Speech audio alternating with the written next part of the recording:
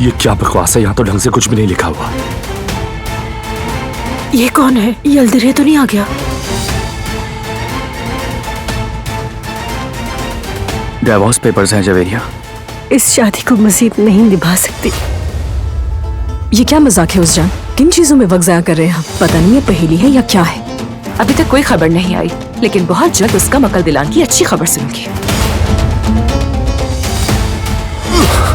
तुम ठीक हो ना? अलामत देखकर तो ये जहर देने का एक आम केस लगता है। मेरा ख्याल है इस मामले में दारिया का हाथ हो सकता है। यानी ये औरत शाम को घर आई, रात को ही बारान साहब ने जहर खा लिया। मैं खाने के नमूने देकर लेबोरेटरी भेजूंगा। रिपोर्ट्स कल तक आ जाएंगी। उसके बाद जहर की वजह भी मालूम हो जाएगी।